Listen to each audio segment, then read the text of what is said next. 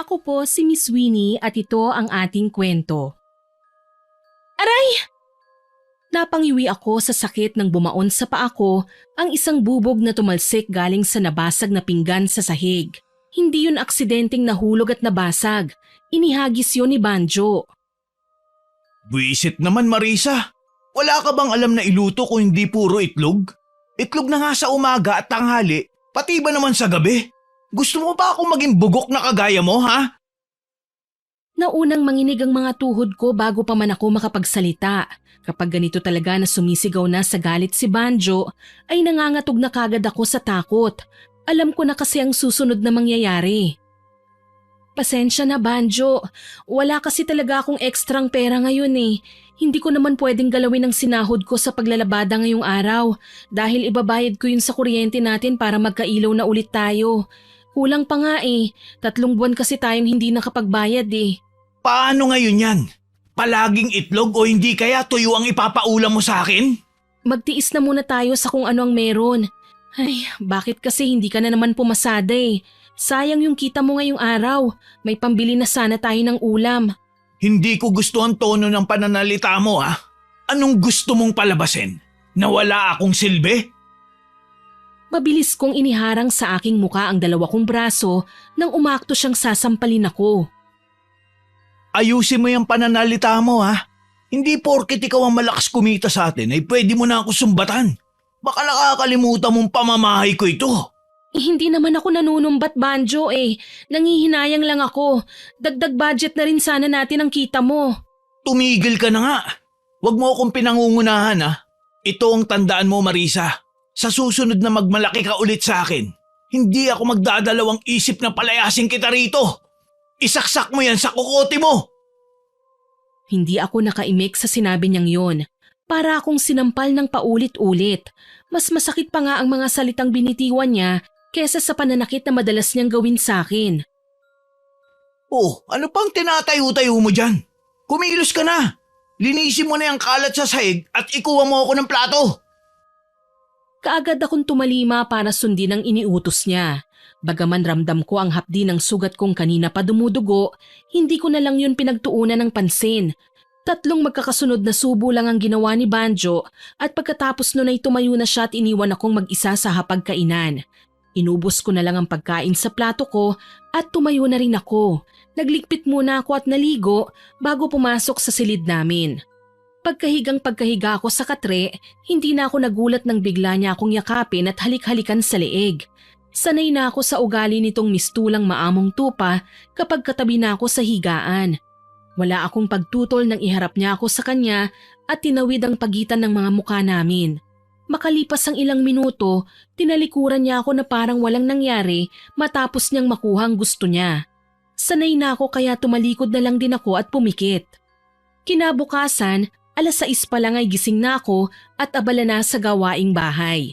Bago mag 7:00 ay nasa bahay na ako nila Teresa para maglaba. Hindi na ako nagulat nang makita kung gaano karami ang labahin nila. Kakaunti lang ang damit, karamihan ay kumot, kubre-kama at kurtina. Wala akong inaksayang sandali. Kaagad kong pinaghiwa-hiwalay ang mga puting damit at dekolor. Mag-almusal ka muna, Marisa. Gusto mo ba ng kape? Hindi na, salamat na lang. Kumain na ako bago pumunta rito eh. Si Banjo, pumasada ba siya ngayon? Hindi ko po alam eh. Tulog pa siya nang umalis ako sa bahay. Yayayain niyo po bang magsugal? Walang pera yon. Huwag kang maingay. Baka marinig ka ng asawa ko. Loka ka, hindi niya alam na nagsusugal ako. At saka hindi naman yun ang dahilan kung bakit ko naitanong kung pumasada si Banjo. Bala ko kasi siyang arkilahin bukas eh. Ihahatid namin sa paliparan ng asawa ko. Ganun ba? Sige, sasabihin ko mamaya pag uwi ko. Huwag mong kalimutang sabihin At kung sakaling pumayag siya, dapat ay 5:00 pa lang ng madaling araw ay nandito na siya. Sige po. Ako na mismo ang pipilit sa kanya. Sayang din yung perang ibabayad mo sa kanya eh. Oo nga, pero baka hindi niya tanggapin ang bayad ko kung sakali. May hiniram pa kasi siya sa akin nung nakaraang nagsugal kami eh. 300 yata yun. Ganun ba? Hindi ko alam ang tungkol dyan. Hindi na ako magtataka kung hindi niya sinabi sa'yo. Naisip niya siguro na baka pagalitan mo siya kapag nalaman mong sa sugal niya ginamit yung pera. Kahit naman magalit ako, hindi pa rin siya makikinig sa akin. Kaya nga hinayaan ko na lang siya sa bisyo niya eh. Ay tama yan, hayaan mo na lang. Suportahan mo na lang siya kung saan siya masaya. Intindihin mo na lang. Ano pa nga bang magagawa ko kung hindi ang umintindi? Sa susunod na hihiram siya sa'yo, huwag mo nang pahiramin. Baka hindi niya mabayaran nakakahiya naman. Sige, sabi mo eh. O siya, maiwan na kita para makapagsimula ka na. Tumangulang ako bilang pagsang-ayon sa sinabi nito. Nang muling mapag-isa ay tinuloy ko na ang ginagawa. Makalipas ang ilang minuto ay naging abala na ako sa paglalaba at hindi ko na namalayan ng oras. Kung hindi pa ako nilapitan ni Teresa para aloking kumain, hindi ko malalaman na 12:00 na pala. Dinalhan kita ng pagkain. Magtanghalian ka na muna. Maraming salamat. Kumain ka na muna riyan ha, para may lakas kang magkuskos. Nang tumalikod ang babae at maglakad palayo, ay tumuon ang atensyon ko sa hawak kong plato. Sinangag na kanin at 2 pirasong isda ng sardinas ang laman nun. Sa halip na galawin, ibinaba ko yun sa naroong upuan at bumalik na lang ako sa paglalaba. Hindi naman sa pagiging maarte, pero hindi ko kayang iulam sa sinangagang sardinas. Masyadong malansa. Sanay naman akong mag-ulam ng sardinas at kumain ng sinangag, pero hindi ko sila kayang pagsabayin. Makalipas ang ilang oras, muling bumalik si Teresa. Saktong tapos na akong maglaba at inililigpit ko na lang ang mga gamit ko. Hindi ka yata kumain. 4:00 na, hindi ka ba nagugutom? Hindi kasi ako sanay kumain kapag marami akong ginagawa eh. Pagdadahilan ko sa kanya, ayokong sabihin na sinadya kong hindi kumain dahil baka masamain niya ito. Ganun ba? Ipapakain ko na lang sa aso para hindi masayang. Siya nga pala, ito ang bayad mo. Balik ka ulit sa susunod na Miyerkules ha? Opo, salamat. Uuwi na po ako. Sige. Yung sinabi ko sa'yo ha, huwag mong kalimutang sabihin kay Banjo. Hihintayin namin siya mamayang madaling araw. Tumangulang ako at pagkatapos ay tumalikod na. Habang naglalakad pa uwi, pakiramdam ko ay matutumba ko anumang oras. Magkahalong pagod at gutom ang nararamdaman ko. Sa sobrang dami kong nilabhan, parang naubusan ako ng lakas. Pagdating sa bahay, kaagad akong sinalubong ni Banjo. Kanina pa kita hinihintay. Kumain ka na ba? Kumain ka muna. Nagluto ako kanina ng lugaw. Kapapainit ko nga lang ngayon dahil alam kong ganitong oras ka darating eh. Tara sa kusina. Kain ka na muna para mainitan ng sikmura mo. Alam kong pagod ka eh. Pagkasabi nun ay hinawakan niya ako sa kamay at hinila papunta sa kusina. Sa halip na kiligin, puno ng pagdududa ko siyang tinignan. Tigilan mo na ang pag-arte mo, Banjo. Alam ko naman na may kailangan ka lang kaya ka ganyan eh. Ano kasi, may sabong sa kabilang barangay. Gusto ko sanang pumunta. Di pumunta ka, kailan ba kita binawalan sa bisyo mong yan? Gusto ko ngang pumunta. Ang kaso, wala akong pera. Kung pera ang kailangan mo, wala akong maibibigay. Kulang pa nga ang kita ko kahapon at kita ko ngayon para pambayad sa kuryente. Hindi ko naman hihingin, Marisa. Hihiramin ko lang. Huwag na muna tayong magbayad sa kuryente. Saka na lang. Kaya naman natin kahit walang ilaw, hindi ba? Tumigil ka nga, Banjo. Hihiramin mo? Saan ka kukuha ng pambayad? Halos hindi ka na nga namamasada eh. Kung magpasada ka man, napupunta lang din yan sa bisyo mong sugal. Sige na, Marisa. Ibabalik ko rin naman eh. Kung gusto mo, dodoblihin ko pa ang bayad. Nangangati kasi ang mga kamay ko. Malakas ang kutob ko na siswertihin ako ngayong araw. Tama na, Banjo. Sinabi ko na sa'yong wala akong maibibigay. Wala akong pera. Pagkasabi nun ay tumayo ako.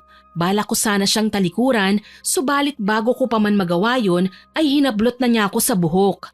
Napangiwi ako sa sakit dahil sa ginawa niyang yun. Ang hirap mong umintindi ha. Nakikiusap na nga sa'yo ng maayos yung tao eh. Nagmamataas ka pa? Ano ha? Bitiwan mo ako, Banjo! Nasasaktan ako! Mas masasaktan ka kapag hindi mo binigay ang gusto ko. Ano? Pahihiramin mo ba ako? O gusto mong manghiram ng mukha sa aso? Wala nga akong Talagang nagmamatigas ka pa ha? Isang malakas na sampalang pinadapo niya sa mukha ko. Sa sobrang lakas, napaupo ako sa sahig habang hawak-hawak niya pa rin ang buhok ko. Tama na, Banjo! Awat ko sa kanya nang umakto siyang sasampalin na naman ako. Nanginginig ang mga kamay na dumukot ako sa bulsa at kinuha ang perang ibinayad sa akin ni Teresa. Kaagad nitong hinablot sa kamay ko ang pera at pagkatapos ay patulak niya akong binitawan dahilan para tuluyan akong mapahiga sa sahig. Ibibigay mo rin pala. Ang dami mo pang arte. Gusto mo pa talaga yung nasasaktan ka muna bago ka sumunod. Matapos nitong sabihin ng mga katagang yon ay tinalikuran na niya ako. Napaiyak na lang ako sa sama ng loob habang sinusundan siya ng tingin. Nang maubusan na ng luha, dahan-dahan akong tumayo at huminto sa tapat ng salamin. Sabog ang buhok ko, namamagang pisngi at dumudugo ang labi. Yun ang refleksyon ko sa salamin. Bukod doon, ramdam ko rin ang panginginig ng mga tuhod ko. Wala sa sariling kinuha ko ang suklay na nakasabit sa dingding at nagsuklay. Habang ginagawa ko yun, ay nagsimula na namang mangilid ang mga luha ko. Sobrang layo na ng itsura ko sa dating ako. Ang laki na nga ng binagsak ng katawan ko at sa edad na 25 ay mukha na akong may 12 anak. Simula nang magsama kami ni Banjo, hindi ko na naasikaso pa ang sarili ko. Puro na lang ako trabaho. Halos pagtulog na lang ang pahinga ko. Sa aming dalawa ng asawa ko parang ako ang lalaki dahil ako naghahanap buhay para sa amin. Ako palagi ang pagod samantalang siya, nasa bahay lang o kaya naman ay nasa sugalan. Maraming nagsasabi sa akin na iwanan ko na si Banjo dahil wala siyang silbing asawa pero hindi ko magawa dahil kahit ganong klase siyang katuwang, mahal ko pa rin siya. Pilit akong nagbubulag-bulagan sa mga kakulangan niya, nagbibingi-bingihan sa tuwing pagsasalitaan niya ng masama at nagpapakamanhid sa ginagawa niyang pananakit. Nakakatawa mang isipin pero hanggang ngayon umaasa pa rin ako na magbabago siya. Bigla akong napahinto sa pagsusuklay at lumingon sa pinto. Sino yan? Si Edna ito! Nagtatanong ka pa talaga? Pwede bang buksan mo na lang ang pinto? Isang pamilyar na boses mula sa labas ang narinig ko. Boses yun ng biyanan ko. Bubuksan ko na po! Teka lang! Diyos mio! Ano bang ginagawa mo at ang tagal mong magbukas? Pasensya na po, inay. May ginagawa po kasi ako kanina eh. Anong nangyari dyan sa mukha mo? Wala po. Nauntog lang po ako habang naglilinis. Anong nauntog? Sinaktan ka na naman ni Banjo ano? Siguro pinainit mo na naman ang ulo ng anak ko. Hindi lang po kami nagkaintindihan, inay. Pinagbawalan mo na naman sigurong magsugal. Hayaan mo na lang kasi yung tao dahil yun ang kasiyahan niya. Matagal ko na nga po siyang hinahayaan sa gusto niyang gawin eh. Pinapabayaan ko na lang nga po kahit pumapasada lang siya para may maipang sugal. Ako na nga ho halos ang kumikilos dito sa bahay para mabuhay kami. Abay magtiis ka! Ginusto mo ang ganitong buhay, hindi ba? At isa pa, kung makapagsalita ka, masyado mong minamaliit ang anak ko. Kung ayaw mo sa ganitong buhay at sawa ka na sa kanya, pwede mo naman siyang iwan. Hindi lang naman ikaw ang babae sa mundo. Gusto ko pa sanang ipaintindi ang punto ko pero hindi ko na lang tinuloy dahil alam ko naman na kahit anong paliwanag ang gawin ko, si Banjo pa rin ang kakampihan niya. Kahit nung bago pa lang kaming mag-asawa ni Banjo, palagi na niyang kinukonsinti ang katamaran ng asawa ko. Asan nga pala si Banjo? Umalis po siya kani-kanina lang. Makikisabong po ata sa kabilang barangay. Bakit po pala kayo napasugod dito? Bakit? Bawal ba akong magpunta rito? Bahay naman namin ito ah. Hindi naman po sa ganon. Nagtatanong lang naman po ako. Dito na muna ulit ako titira. Naghiwalay na kami ng boyfriend ko kaya umalis ako sa bahay niya. Ganun po ba? Siguradong matutuwa si Banjo kapag nalaman niyang nandito kayo. May makakain ka ba riyan? Nagugutom ako eh. Hindi pa ako nagtatanghalian. Lugaw lang po ang meron eh. Gusto niyo po ba? Lugaw? Seryoso ka ba? Pakakainin mo ko ng lugaw? Ayoko niyan! Ganun po ba? Sige po, magsasaing po ako. Dalhin ko po muna sa kwarto itong mga gamit niyo, inay. Ako na ang magdadala. Magluto ka na lang. Pagod ako sa kalalakad kaya gusto ko munang iunat ang likod ko sa higaan. Isingin mo na lang ako kapag kakain na. Sige po, inay. Pero bago ka magluto, bilhan mo muna ako ng yosi. Wala na po akong pera eh. Hiniram po kasi ni Banjo yung kinita ko sa paglalabada ngayong araw eh. Problema ba yun? E di umutang ka kung saang tindahan ka pwedeng makautang. Ay nako, kahit kailan talaga mahina ka mag-isip. Huwag mong sabihing pagdadamutan mo ko. Hindi po, wala lang po talaga akong pera ngayon. Hintayin niyo na lang pong dumating si Banjo, baka may natira sa perang hiniram niya sa akin. Magluto ka na nga lang doon, baka kung ano pang magawa ko sa'yo. Hindi ko na siya hinintay na magdalawang salita. Tumalikod na kagad ako at nagtungo sa kusina. Makalipas ang ilang minuto, muli siyang lumapit sa akin. Paano ako makakapagpahinga nito? Ayaw sumindi ng electric fan. Ang init-init pa man din. Nakalimutan ko lang pong sabihin sa inyo na wala po kaming kuryente. 3 buwan na po kasi kaming hindi nakakabayad kaya pinutulan na po kami ng linya. Lintik naman oo. Hindi mo ba magagawa ng paraan? Pasensya na po pero wala po akong magagawa eh. Hiniram po kasi ni Banjo yung perang ipambabayad ko sana sa kuryente namin. Eh paano ngayon yan?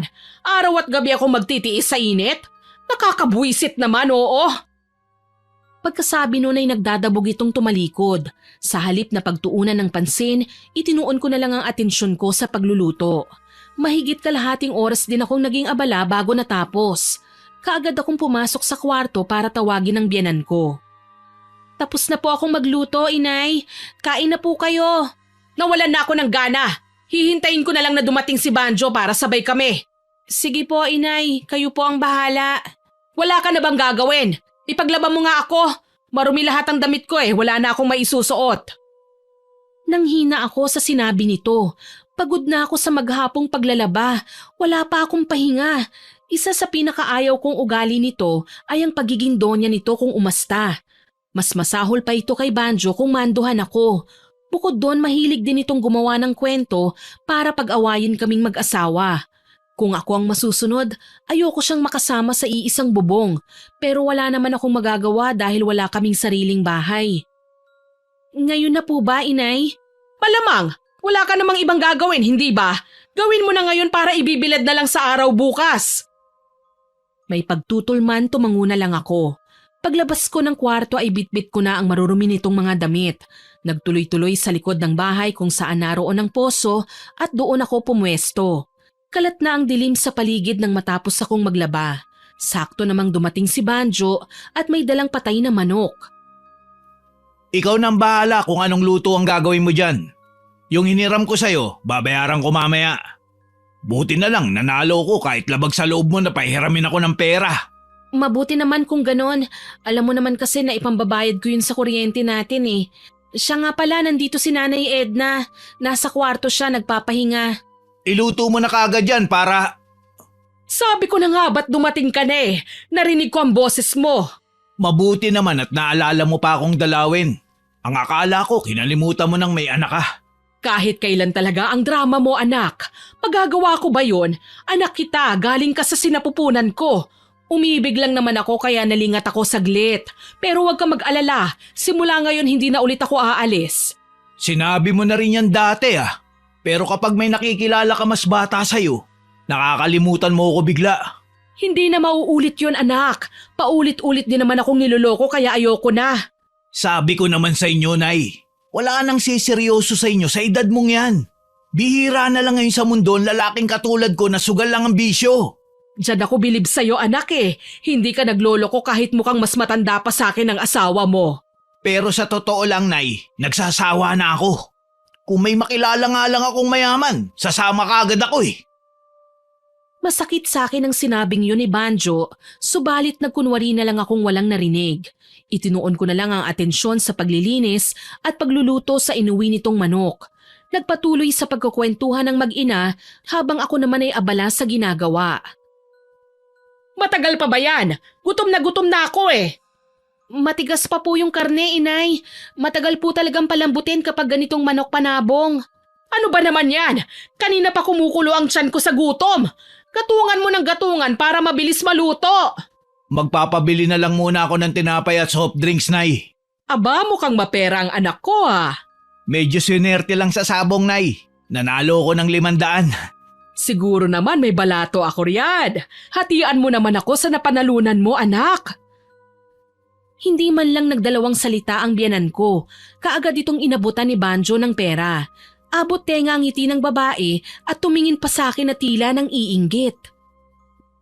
Marisa, ito ang pera. Bakit 100 lang? 300 ang hiniram mo sa akin ah.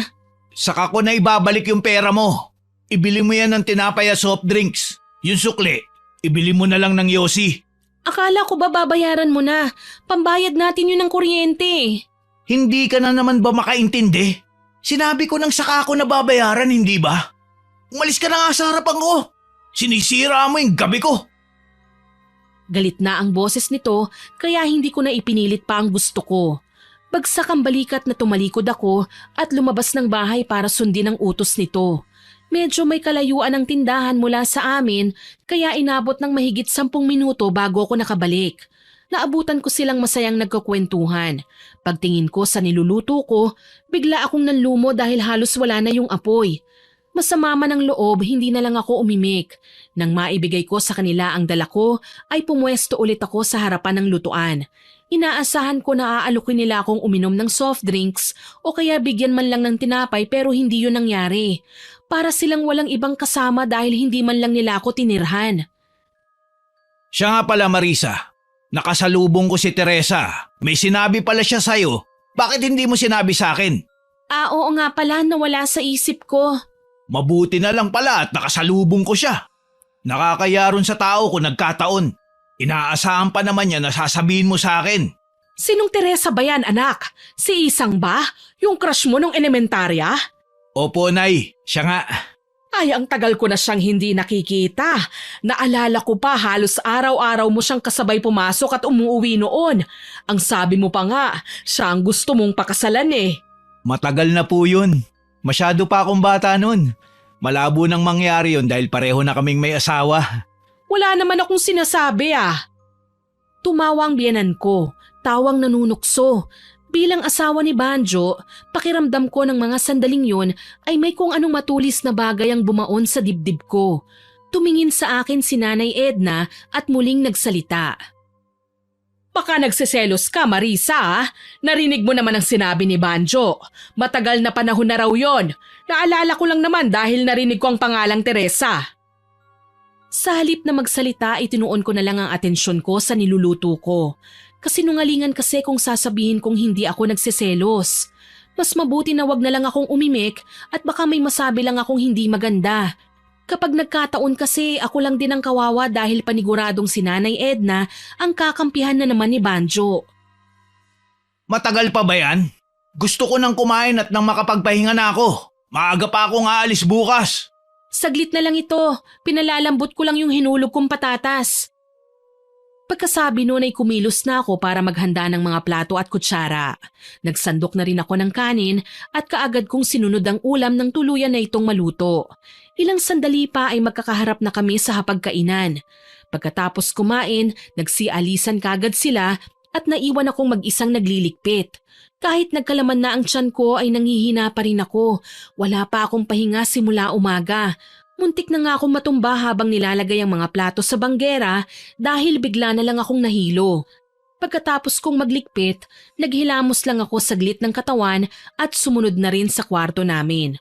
Usok ng sigarilyo ang sumalubong sa akin dahil naroon at naninigarilyo sina Nanay Edna at Banjo. Dumiretso ko sa katre at nahiga dahil sa sobrang pagod, kaagad akong hinila ng antok. Kinabukasan, maaga akong ginising ni Banjo para ihanda ang isusuot niyang damit.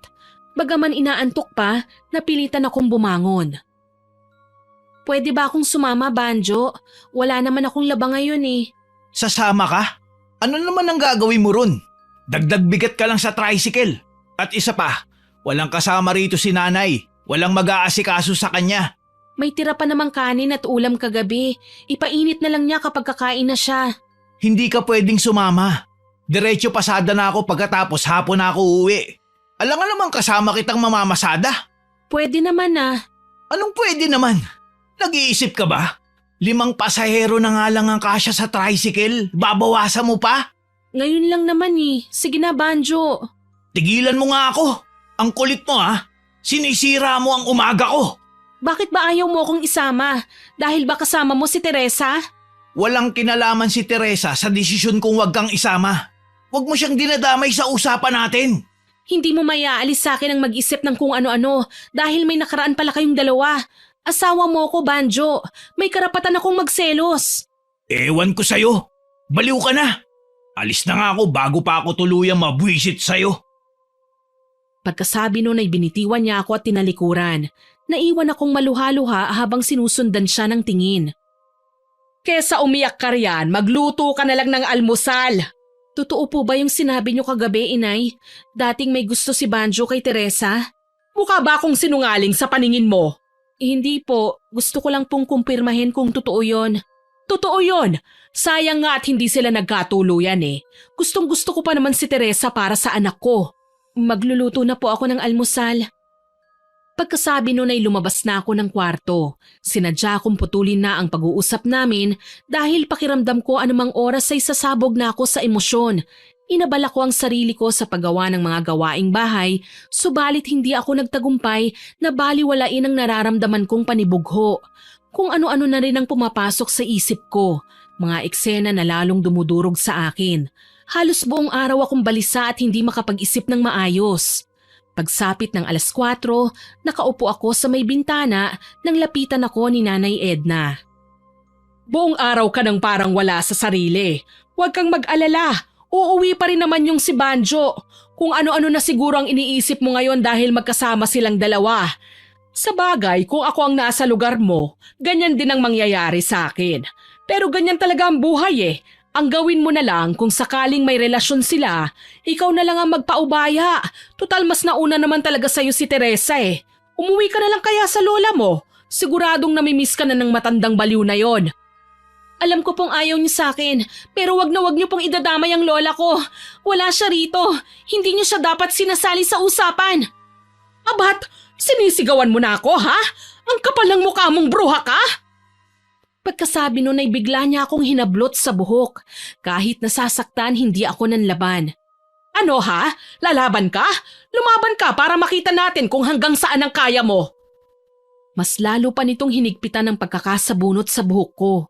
Kumilos ako para alisin ang kamay nito sa ulo ko at dahil doon ay umusad kami ng umusad hanggang sa hindi napansin na nasa pintuan na pala kaming dalawa. Ang sumunod na nangyari ay pareho naming hindi inaasahan. Pareho kaming nawalan ng balanse at bumagsak sa hagdan. Mababa lang ang binaksakan namin dahil 2 baitang lang naman yon mula sa lupa, subalit nagtamo ng sugat sa gilid ng kilay si Nanay Edna matapos nitong mauntog sa nakausling bato. Nataranta ako nang may lumabas na dugo mula sa sugat nito. Nasugatan po kayo, Inay? Huwag mo akong lalapitan! Kasalanan mo ito eh! Humanda ka! Isusumbong kita kay Banjo! Hindi ko po ginusto ang nangyari. Kung hindi niyo po sana ako sinabunutan, hindi sana tayo mahuhulog eh. Huwag ka nang magpalusot! Kunwari ka pa, alam ko namang sinadya mong ihulog ako. Hindi po totoo yan. Tingnan ko lang mamaya kung sino sa atin ang paniwalaan ni Banjo. Pagkasabi nun ay tumayo na ito at pumasok sa loob ng bahay. Kaagad akong sumunod dahil nag-aalala pa rin ako sa kalagayan nito. Nakahinga na lang ako ng maluwag nang makita kong maliit lang naman pala yun. Lagyan po natin ng band-aid, Inay. Sa halip na pakinggan ang sinabi ko ay tinignan lang niya ako ng masama. Hindi ko na lang ipipilit pa ang gusto ko dahil baka magalit lang ito ng lalo.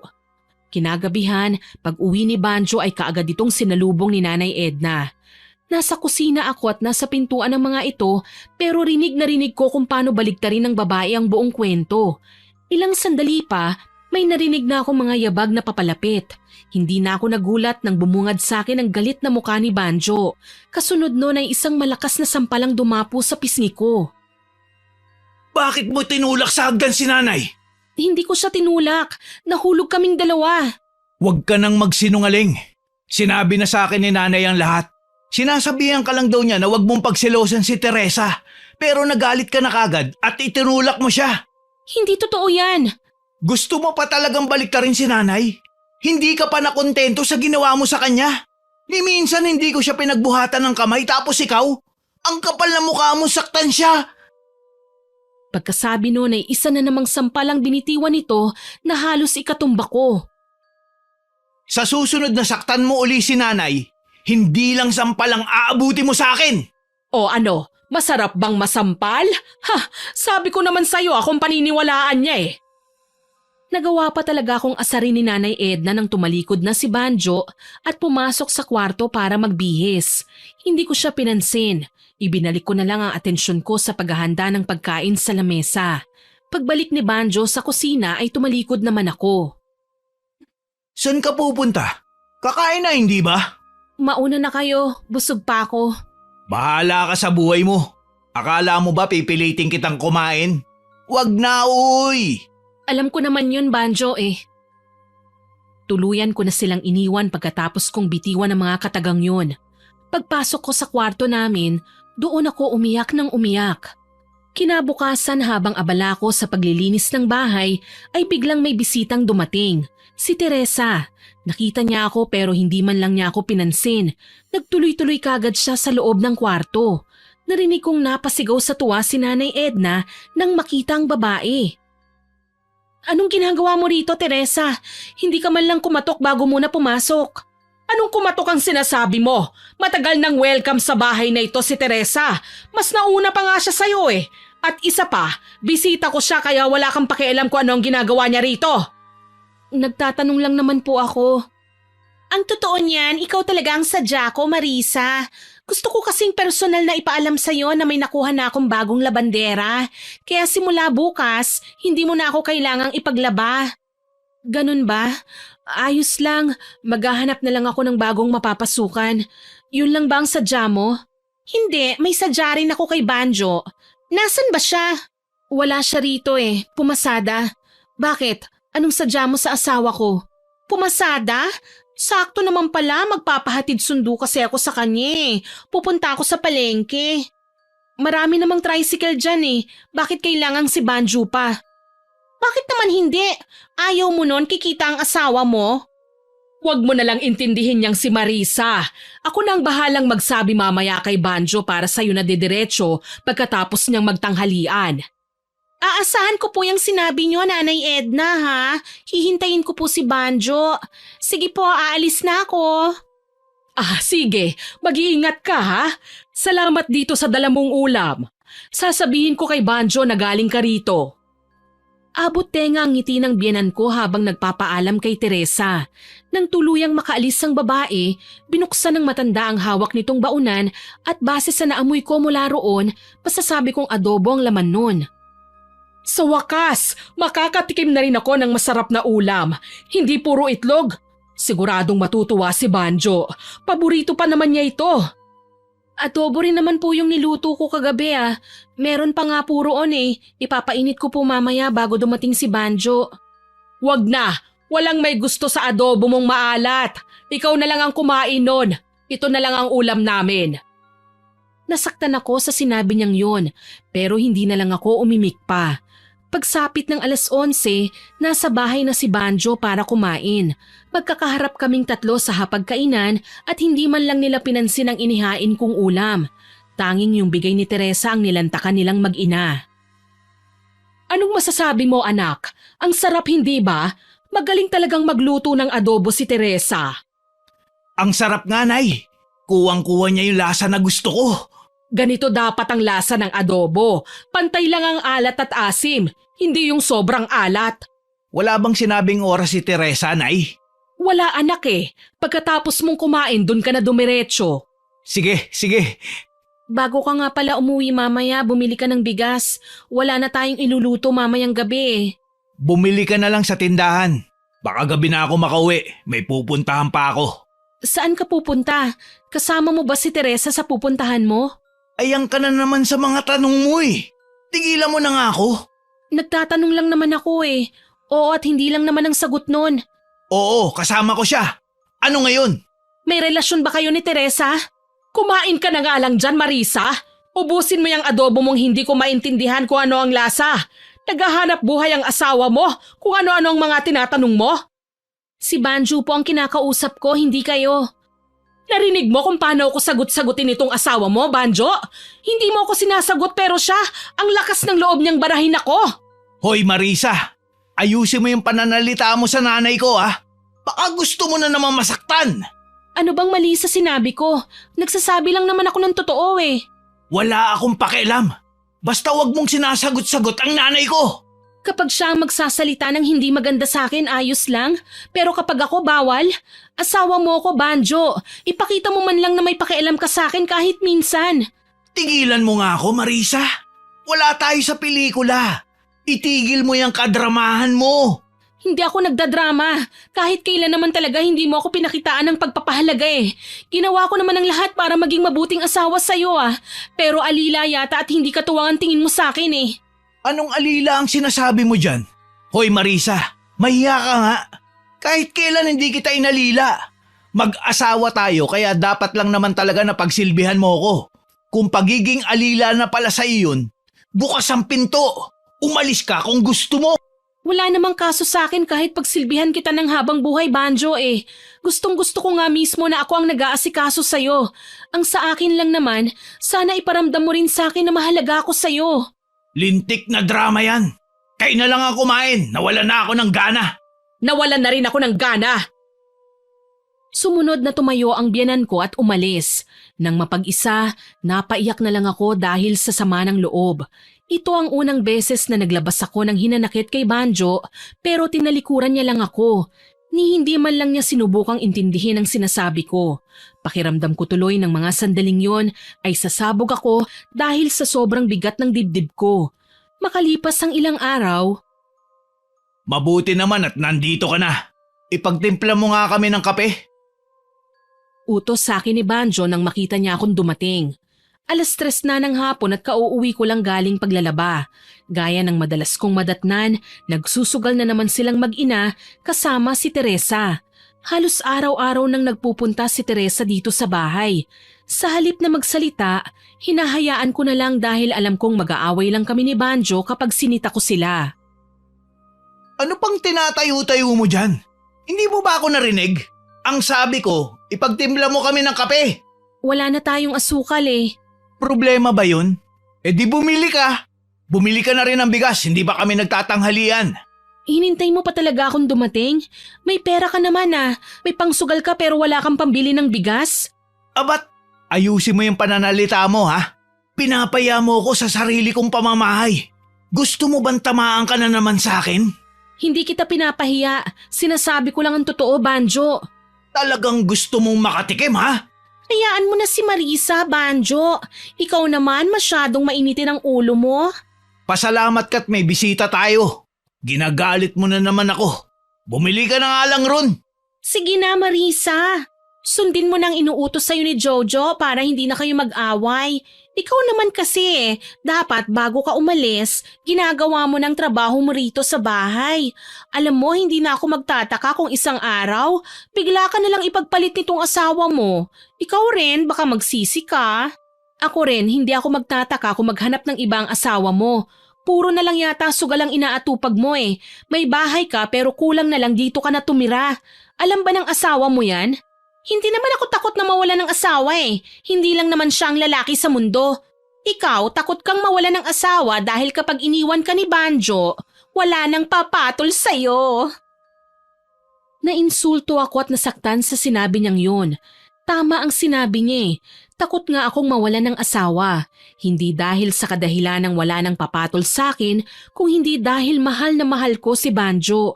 Mahal ko ang asawa ko. Nagtitiis ako sa kanya at sa buhay na meron kami dahil hindi ko siya kayang iwanan. Oh, bakit natahimik ka? Tama ako, hindi ba? Hindi na ako umimik.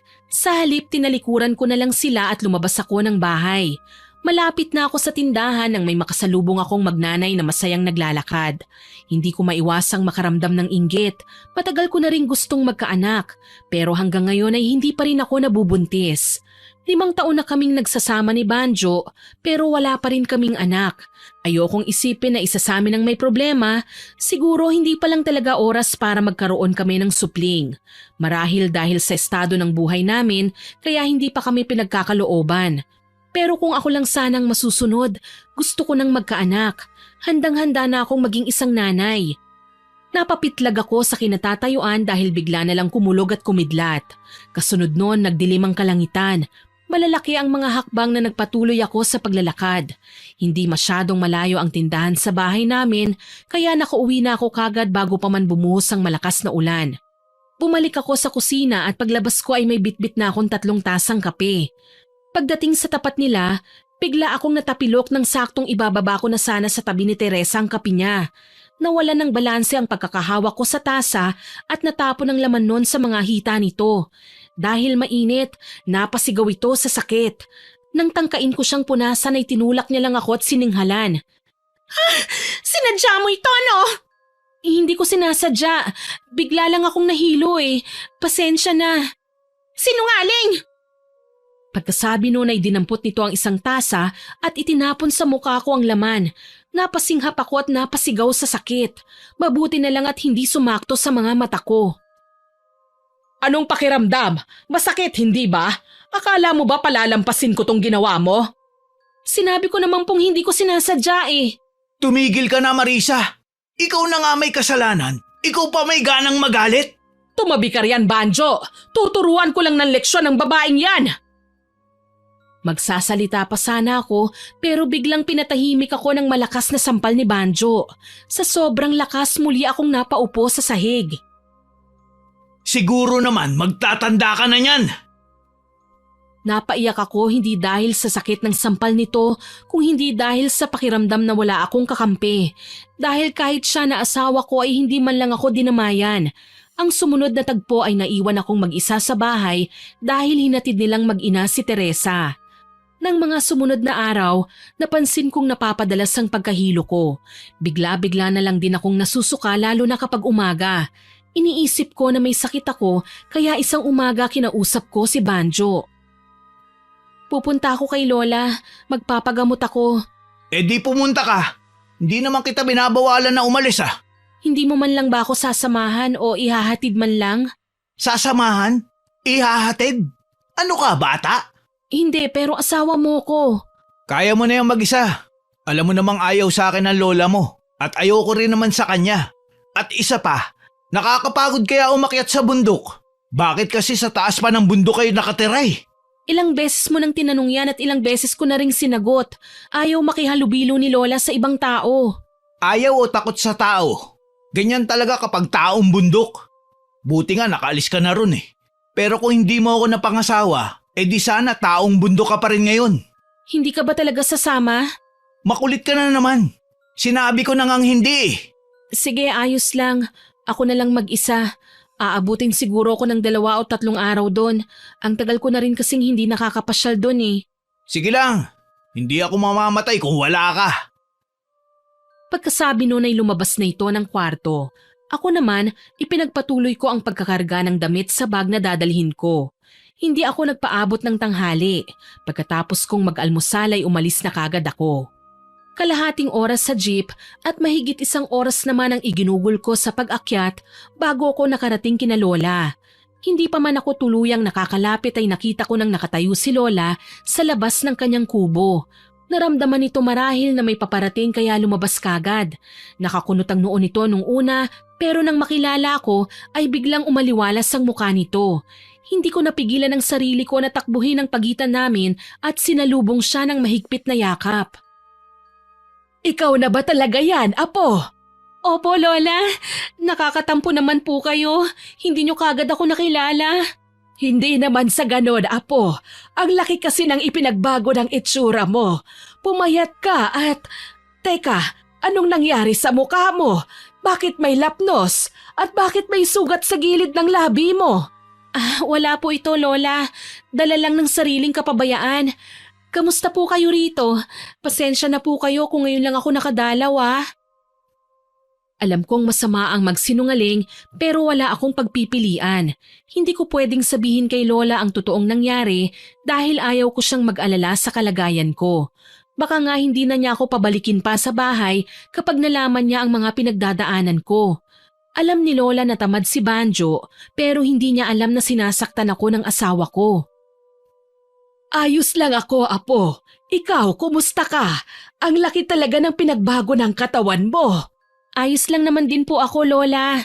Sigurado ka ba? Iba ang sinasabi ng mga mata mo sa sinasabi ng labi mo, Apo. Opo, Lola. May nararamdaman lang po ako ngayon kaya siguradong ibang nakikita nyo sa mga mata ko. Halika nga't pumasok na muna tayo para makaupo ka. Pagod ka lang siguro sa pag-akyat kaya namumutla ka.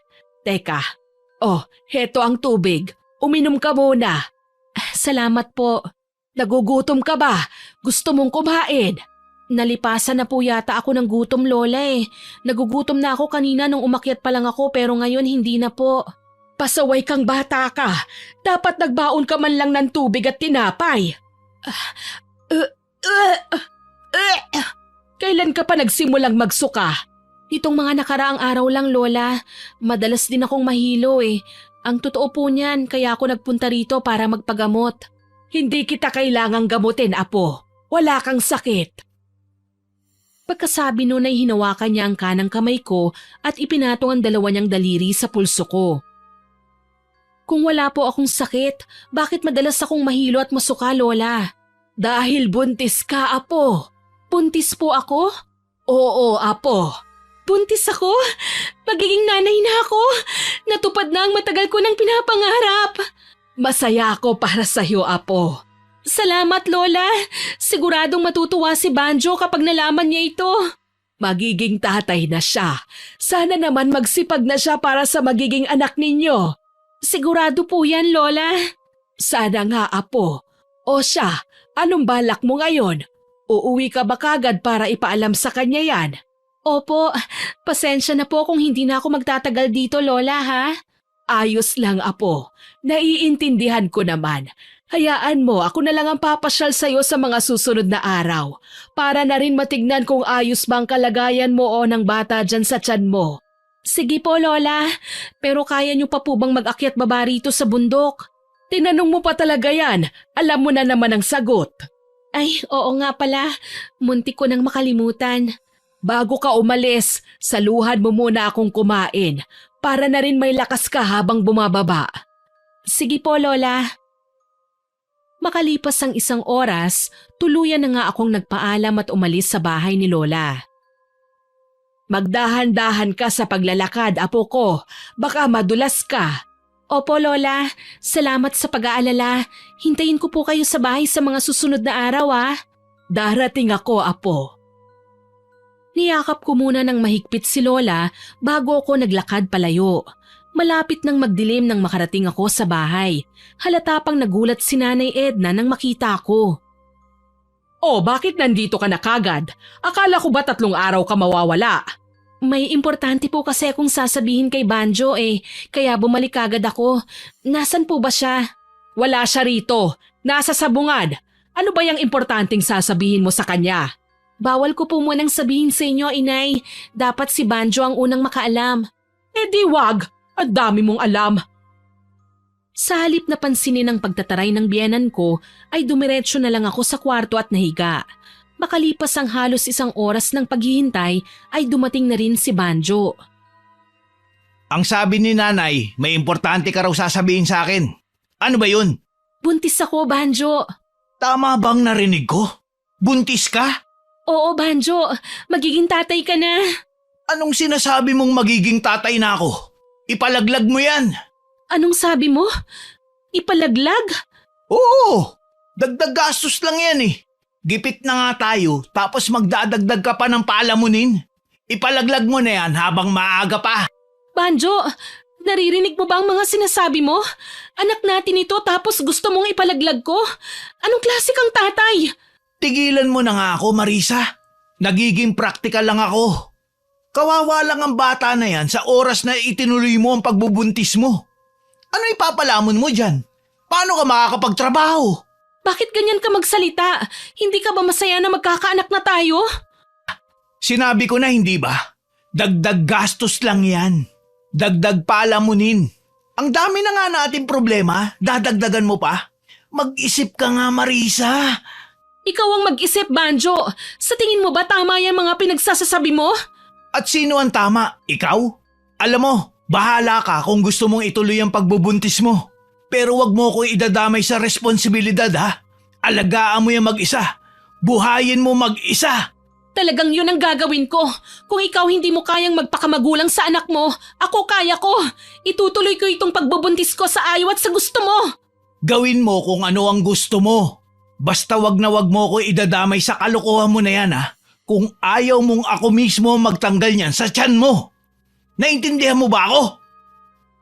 Pagkasabi nun ay naramdaman kong may idinikit siya sa tiyan ko. Nang tignan ko kung ano yun, napaatras ako nang makita kong baril ang hawak nito. Ha? Bakit ka may baril? Saan mo nakuha yan? Hindi ka dapat humahawak ng ganyan, Banjo. Paano kung maiputok mo yan kung kani-kanino? Hindi mo na problema yun. Ang problemahin mo kung paano mapapalaki mag-isa yung bata dyan sa tiyan mo. Sinasabi ko sa'yo, Marisa ha, hindi ako magdadalawang isip na iputok sa'yo tong baril na hawak ko sa oras na bigyan mo ko ng konsumisyon dyan sa dinadala mo. Kung makapagsalita ka parang hindi mo anak itong nasa tiyan ko. Napakasama mo. Masama talaga ako. Kaya wag mo kong sinusubukan. Pagkasabi nun ay tinalikuran niya ako. Nangihina akong napaupo habang umiiyak. Makalipas ang ilang minuto ay pumasok si Nanay Edna. Ang akala ko ay pagtatawanan niya ako pero hindi yun ang nangyari. Sa halip nilapitan niya ako at niyakap. Huwag kang masyadong magpapadala sa emosyon. Baka makasama yun sa bata. Yon ang unang beses na kinausap niya ako sa malumanay na boses kaya hindi ko naiwasang magtaka. Inay? Alam kong nagtataka ka pero hindi naman ako kasing sama ng inaakala mo. Ayaw ko sa'yo pero hindi ko pwedeng isawalang bahala ang bata dyan sa tiyan mo. Apo ko pa rin yan. Kaya tahan na, baka makasama sa bata ang sobrang pag-iyak. Salamat po. Hindi ko napigilan ang sarili ko na yakapin si Nanay Edna. Kung sino pa talaga yung tao na inaasahan kong hindi matutuwa sa pagbubuntis ko, siya pa pala ang dadamay sa akin. Pinahanga mo ko. Hindi ka nakinig sa gustong mangyari ni Banjo. Huwag kang mag-alala. Susuportahan kita dyan sa pinagbubuntis mo. Maraming salamat po, Inay. Wala yun. Halika, tumayo ka. Mahiga ka muna rito. Dapat maging maingat ka sa mga kilos mo simula ngayon. Magpahinga ka na muna. Ako na ang bahalang magluto. Huwag ka nang umiyak ha. Huwag mo na rin masyado pang isipin ang mga sinabi ni Banjo. Ang gawin mo, ipahinga mo ang isip mo at pumikit ka lang hanggang sa makatulog. Gigisingin na lang kita mamaya kapag kakain na. Opo, Inay. Salamat po ulit. Nang lumabas si Nanay Edna ay ginawa ko ang sinabi nito. Dahil marahil sa labis na pagod, kaagad akong nakatulog. Sa mga sumunod na araw, naging kain-tulog na lang ang trabaho ko kapag nasa bahay na ako. Ayaw akong pakilusin ni Nanay Edna. Siya na halos ang gumagawa sa mga gawaing bahay. Naglalabada pa rin naman ako pero kasama ko siya. Tinutulungan niya ako para hindi ako masyadong mapagod. Ang biyanan ko ang naging katuwang ko sa bawat araw habang ang asawa ko naman ay halos hindi na mapirme sa bahay. Maya't maya ito kung umalis. Hinahayaan ko na lang dahil alam kong mag-aaway lang kami sa oras na pinakailaman ko siya. Isang hapon, kagagaling lang namin ni Nanay Edna sa paglalabada nang makarinig kami ng hagik-gik ng babae pagdating namin sa bahay. Nagkatinginan kaming dalawa at sabay na pumasok sa loob. Naistatwa ako sa kinatatayuan ng bumungad sa akin sina Teresa at Banjo na hubot-hubad at masayang naglalampungan. Nang makabawi sa pagkabigla ay galit kong nilapitan ng babae at hinila sa buhok. Sinasabi ko na nga ba eh! Malandi ka! Mga agaw! Haliparot! Ano ba? Pitiwan mo ako! Nasasaktan ako! Banjo! Tulungan mo ako! Tama na yan, Marisa! Tumigil ka! Kailan pa ha? Kailan niyo pa ako niloloko? Ang kapal ng mukha mo! Hindi mo na nga magawang magpakatatay sa anak mo! Nagawa mo pa talagang maghanap ng kabit! Ganitong babae bang gusto mo? Yung katulad mong sugarol? Sumusobra ka na, Marisa! Itiko mo yung bibig mo kung ayaw mong paduguin ko yan! Sige, gawin mo! Diyan ka naman magaling eh, sa pananakit! Talagang ayaw mong tumigil ha? Tumayo si Banjo at bigla akong sinakal dahilan para mabitiwan ko ang buhok ni Teresa. Ang akala ko ay tatakas na kagad ang babae pero nanlaki ang mga mata ko nang tadyakan niya ako sa mismong tiyan ko. Hindi lang isa kung hindi dalawang beses. Ano ha? Akala mo aatrasan kita? Nataranta ako nang may maramdaman akong mainit na likido na lumabas sa hita ko pababa. Banjo! Yung anak natin! Dinudugo ka, Marisa! Madali ka, Banjo! Buhatin natin siya! Dalhin natin sa ospital! Hayaan mo siya, Nay! Kasalanan niya naman kung bakit nangyari yan. At isa pa, ang layo ng ospital. Tulungan niyo ako! Yun ang huling mga katagang nabitiwan ko bago ko nawala ng malay. Hindi ko alam kung gaano ko katagal nawala ng malay. Nang magising ako ay isang pamilyar na mukha ang bumungad sa akin. Lola? Ako nga, Marisa. Kumusta ang pakiramdam mo? May masakit ba sa'yo? Ano pong nangyari? Hindi mo ba maalala? Lola, pwede mo bang tignan kung maayos ang lagay ng anak ko? Natatandaan ko kasi na dinugo ako eh. Lola? Bakit po? Bakit wala kayong imik? May problema po ba? Wala na ang bata sa tiyan mo, Apo. Nakunan ka. Nakunan? Hindi totoo yan. Baka nagkakamali lang po kayo. Tignan mo ulit, Lola. Pakiusap. Pagkasabi nun ay pilit kong hinila ang isa niyang kamay at ipinatong sa tiyan ko. Nang pumasok si Nanay Edna ay sa kanya nabaling ang atensyon ko. Inay, totoo bang sinabi ni Lola? Oo, Marisa, wala na ang anak mo. Dahil sa sinabing yun ng biyanan ko ay tuluyan nang kumawala ang mga luhang kanina pa nagbabantang bumuhos. Hindi ko maipaliwanag ang sakit na nararamdaman ko ng mga oras na yon. Nilapitan ako ni Lola at niyakap. Ang sakit, Lola! Bakit naman kinuha kagad siya sa akin? Hindi ko man lang siya nakita o nahawakan. Malalampasan mo rin ito, Apo.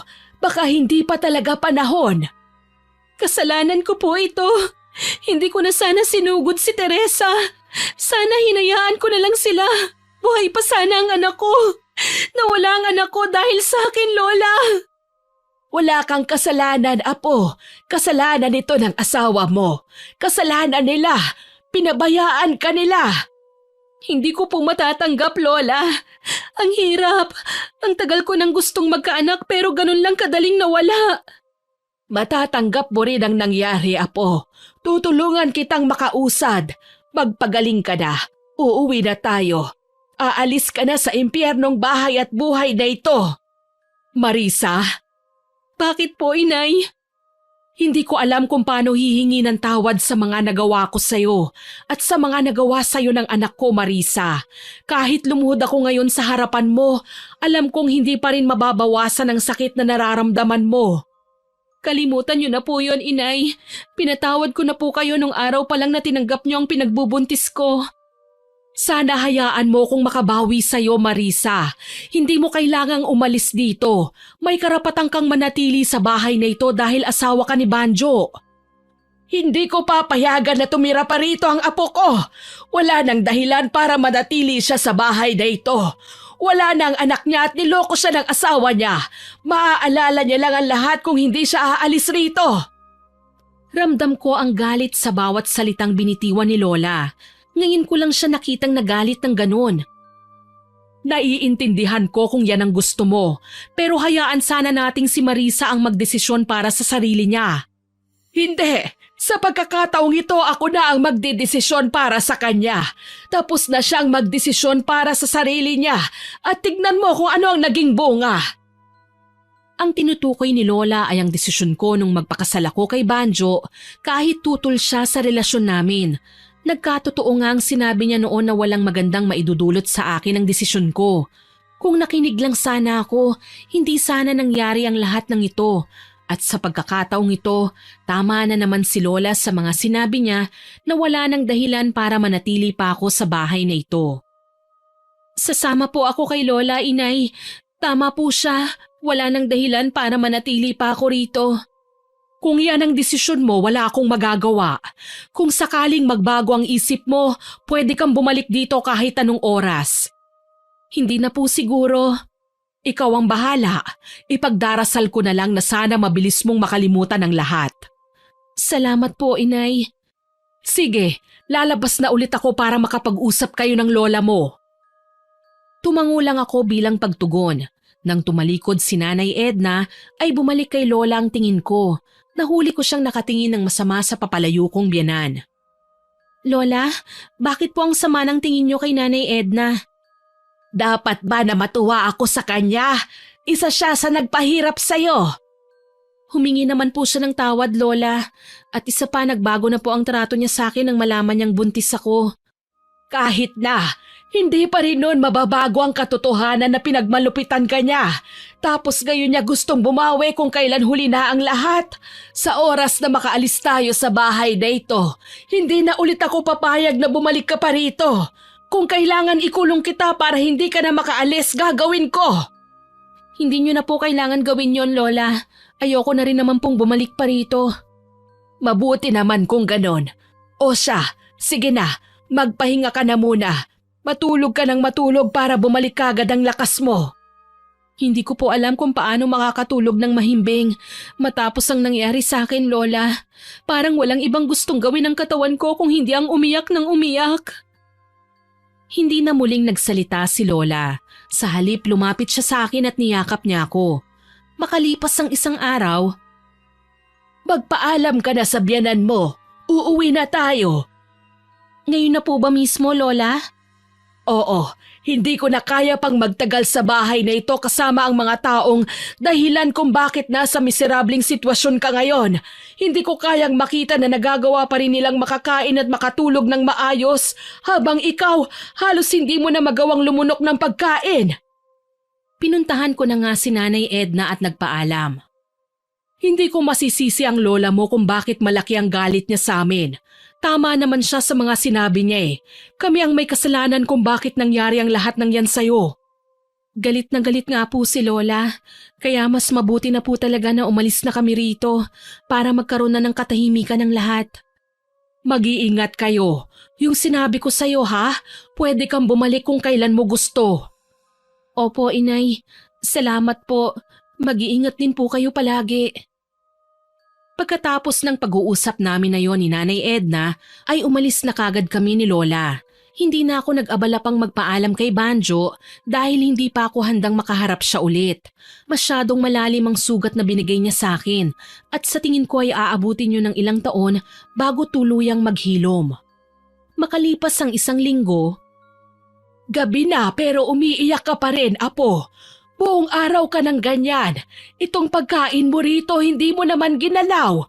Paano ka lalakas niyan kung hindi ka kakain? Simula nang dumating tayo rito ay wala ka pang maayos na kain. Ayoko pong kumain, Lola. Wala po akong gana.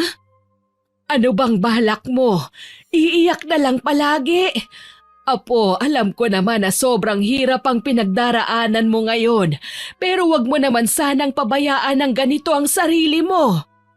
Pasensya na po, Lola. Hindi ko lang po talaga maiwasang maiyak kapag naaalala ko ang nangyari. Para po kasi akong dinudurog sa sobrang sakit eh. Alam ko, minsan na rin akong nawalan kaya alam ko ang pakiramdam. Pero sana naman, Apo, tulungan mo ang sarili mo na makabangon. Para saan pa, Lola? Nakakawalang gana na eh. Kung ganito rin lang nawala na sa akin ang lahat, ayoko na pong magpatuloy pa. Ako ang nasasaktan at nahihirapan para sa'yo, Apo. Ayokong nakikita kang ganyan. Hayaan niyo na lang po ako, Lola. Anong hayaan ang sinasabi mo? Hindi ko pwedeng gawin yon, Apo. Ngayon mo ko mas kailangan. Wala na rin akong pinagkaiba sa mga taong may kagagawa nito sa'yo kung ganun ang gagawin ko. Sige na, Apo, kahit konting subo lang, para lang magkaroon ng laman yung tiyan mo. Wala po akong gana, Lola eh. Ilagay niyo na lang po dyan sa tabi. Kakain na lang po ako kapag nagutom ako. Ilang araw mo nang sinasabi yan pero napapanis lamang ang pagkain na binibigay ko sa'yo. Sige na, Apo, kahit konting… sabi na ayoko eh! Pasensya na, Lola. Hindi ko po sinasadyang tabigin ang kamay niyo. Natapon po tuloy ang pagkain. Ayos lang, Apo. Naiintindihan ko. Sige, magpahinga ka na lang muna. Pagkatapos linisin ni Lola ang pagkain kumalat sa sahig, ay iniwan na niya ako. Nang gabing yun, dala marahil ng pagod ko sa buong araw na pag-iyak, ay kaagad akong nakatulog. Mga bandang 3:00 ng madaling araw, nagising ako dahil may narinig akong kaluskos sa labas. Lumabas ako ng kwarto namin at nagulat ako nang makita ang isang nakakakilabot na nilalang na may itim na balat. Mahaba ang buhok na parang may sariling buhay, matutulis ang mga kuko at may nakausling mga pangil. Sa kinatatayuan nito ay nakakalat ang malansang dugo na galing sa kamay nitong may hawak na dumudugong bagay. Lola? Biglang nagbago ang itsura ng nilalang nakaharap ko. Naging isang normal na tao. Hindi na ako nagulat nang makilala kung sino yon. Saan ka galing, Lola? Bakit duguan ka? Hindi ba't matagal na tayong nangako sa isa't isa na kalilimutan na natin ang pagiging aswang? Lahat ng tao ay may kanya-kanyang sikreto na tinatago. At ito ang lihim na meron kami ni Lola. May lahi kaming aswang. Gabunan ang tawag sa uri na meron kami. Sa henerasyon ni Lola, bukod tanging siya na lang ang buhay. Ayaw niya na lumaki kung katulad ng mga kauri namin, kaya umalis kami sa amin at tumira sa bundok na ito para mamuhay ng payapa at kalimutan ang totoo naming pagkatao. Huwag mo nang alamin kung saan ako nang galing. Oh, eto, kainin mo para lumakas ka. Pagkasabi noon ay inabot niya sa akin ang bagay na hawak niya. Nanlaki ang mga mata ko nang mapagtanto ko kung ano yon. Ha? Puso ng tao? Lola, anong ginawa mo? May usapan tayo, hindi ba? Ikaw ang nagdala sa akin dito noon dahil ayaw mong lumaki kung katulad ng mga kauri natin. Ang sabi mo, kalilimutan na natin ang pagiging aswang. Pero ano yan? Ano yung nakikita ko? Matagal mo na ba itong ginagawa, Lola? Matagal mo na bang sinira ang pangako natin? Ilang inosenteng tao na bang nabiktima mo? Hindi ko sinira ang pangako natin. Ngayon ko lang ulit ginawa ito, Apo. Huwag ka nang maraming tanong. Kainin mo na lang ito. Ayoko. Hindi ako kakain yan. Paano mo nagawa yan, Lola? Hindi ka ba naawa sa taong biniktima mo? Hindi. Dahil nararapat lang sa kanila ang ginawa ko. Hindi ako nagsisisi sa ginawa ko. Natigilan ako sa sinabing yon ni Lola. Kasunod nun ay sumikdo ang kaba sa dibdib ko. Lola, huwag mo pong sabihing… Oo, Apo. At tama lang sa kanila ang ginawa ko. Biglang nanlambot ang mga tuhod ko at napaupo ako nang wala sa oras. Hindi ako makapaniwala sa mga kasalukuyang nangyayari. Tumingin ako kay Lola. Partikular sa pusong hawak-hawak pa rin niya. Kung ganun, kilala ko pala kung sino ang nagmamay-ari ng pusong yun. Paano mo nagawa yan, Lola? Paano mo nagawang pumatay? Dahil nararapat lang sa kanilang mamatay, Marisa. Hindi sila tao. Masahol pa sila sa mga katulad natin. Ginawa ko lang kung ano ang nararapat. Nararapat? Pinatay mo sila at tinanggalan ng puso, Lola. Nararapat ba yun sa kanila? Kailan ka pa naging ganyan kasama?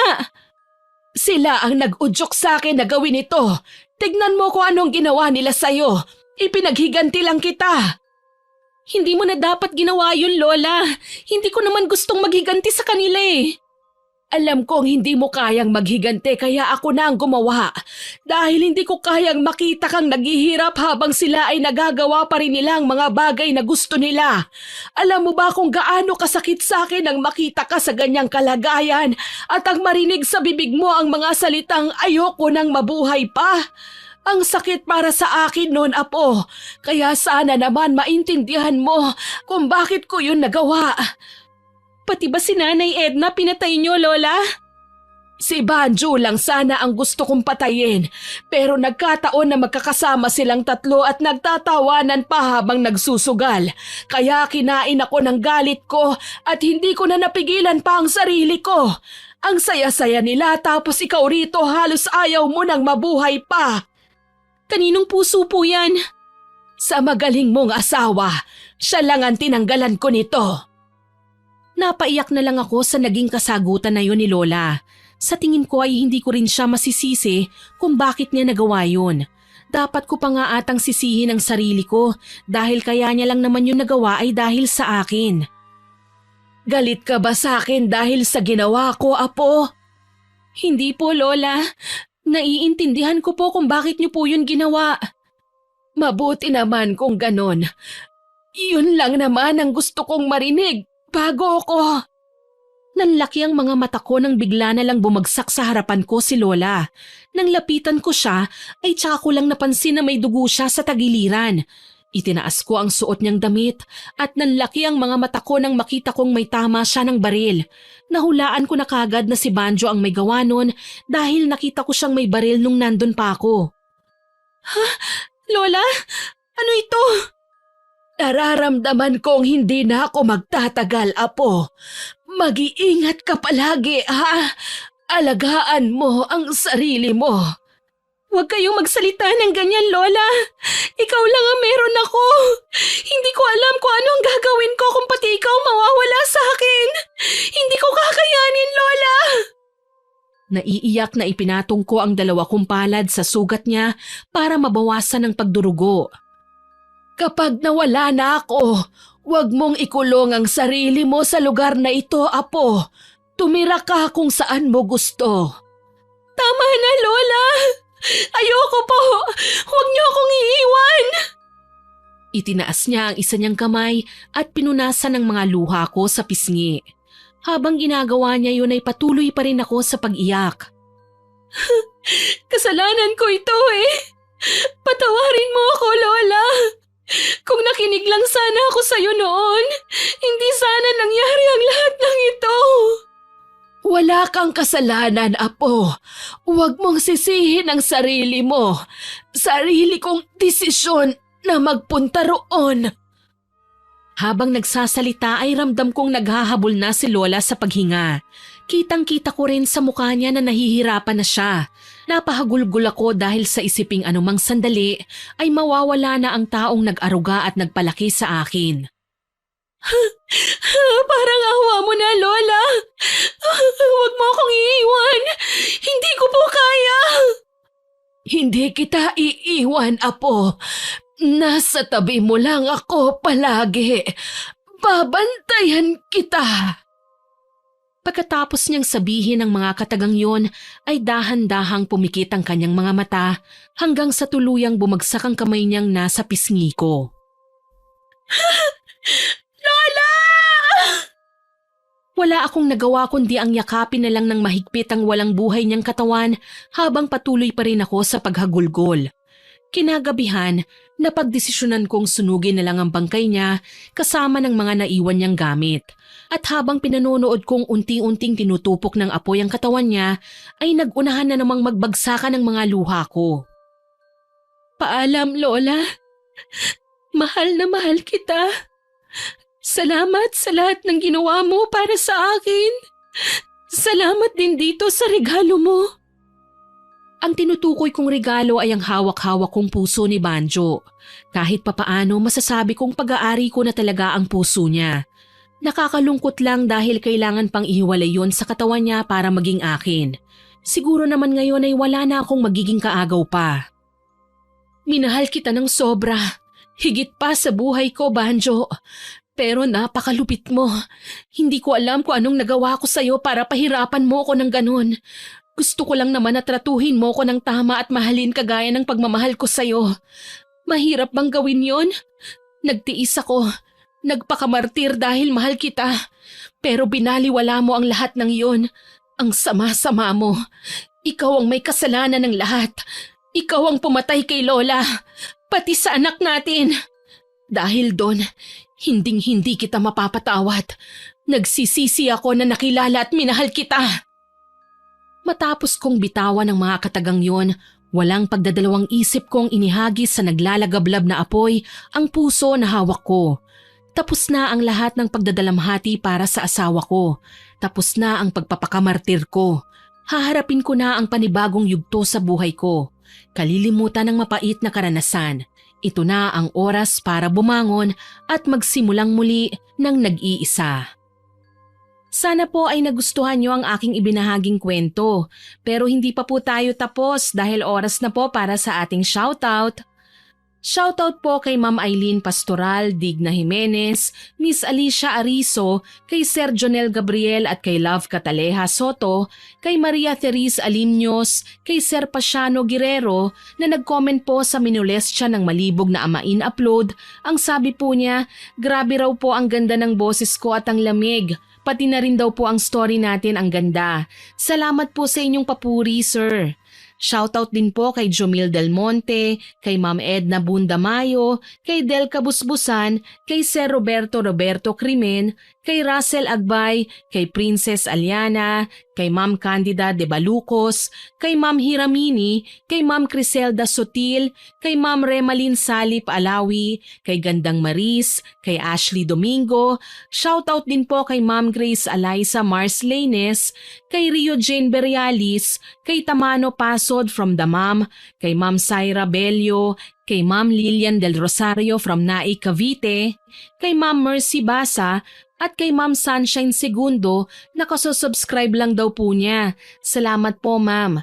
Kay Ma'am Cecilia Plaza, kay Ma'am Maribel Marcelino, kay Miss Morena Campanero, kay Ma'am Lea Sumayang at sa mga staff ng Unisteel Trading Corporation, kay Myla Alrabon from Saudi Arabia, kay Roy Dab, kay Sean Joshua, kay Ma'am Lolet Diaz at sa mga regular listeners po natin na sina I Love Traveled, Ma'am Ami Yong, Ma'am Rose Ann Rama, kay Sir Mike James Tapak na nakikinig daw po habang naglalaba, kay Ma'am Abigail, kay Sir Marco Nanyes at sa mga kasamahan niya sa Amira Boxes Handicraft sa Laguna na sina Ate Auring, Faye, Minda, Kath, Ruth, Kuya Dennis at kay Poging J daw po.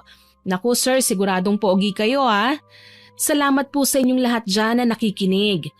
Gusto ko rin pong batiin ang lahat ng magbe-birthday ngayong July, especially po kay Ma'am Myla Alcanciado Quijano. Happy birthday po ma'am. Maraming salamat po sa lahat ng nagkomento at nakinig sa kwentong ito. Patuloy ko pa pong hihingi ng suporta nyo para makinig sa mga susunod ko pang kwento at mag-subscribe, like, share and comment sa upload natin.